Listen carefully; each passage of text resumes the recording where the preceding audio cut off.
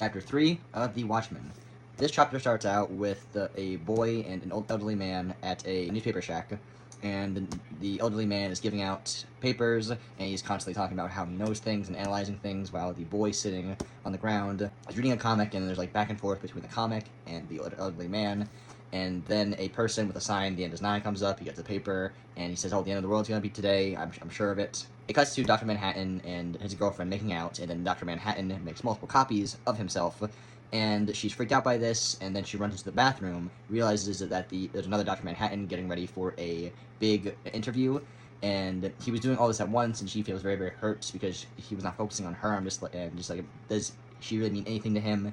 And she stormed out, broke up with him, and he didn't really seem to care that much, and she went to the Owl, I forget his name, I'm really bad with names, the Owl Man's place. They have coffee, she's very upset, and she says, like, he's probably not even upset about this, why am I even upset?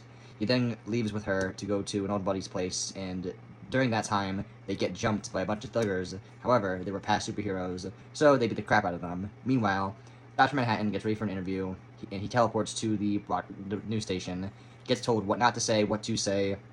He freaks some people out by teleporting into the room, and during the interview process, some questions are asked, and there's this guy who has specific questions for him regarding people he's been with in the past, either interacted with romantically or physically, in some way, shape, or form, even friends, saying that, oh, these people have cancer, do you know that, like, by you being around people has caused, like, terminal cancer? And he gets very upset and distraught by this. The interview kind of gets called off. Then people are bombarding him in the news station, and he just says, leave me alone, and he teleports everybody out of the newsroom. And then he goes back to his house, where people are saying, like, oh, this is radioactive environment. He then tells a soldier that is putting up these signs that he's going to Mars. And so he teleports before that to Arizona, then goes to Mars, and Rorschach, the guy with the mask that's black and white, kind of detective character, goes sees the Owl Man, who, funny enough, tried to replace his locks so Rorschach couldn't go back in there, but he forces it open, and he tells him, you need stronger locks, man, they're just too weak. And Rorschach makes a good point that 2 of the Minutemen are down, and there's someone out there to try to get rid of them, and it's kind of, and not just like get rid of them kill, but get rid of them in different ways, like just make them go away, which I found interesting.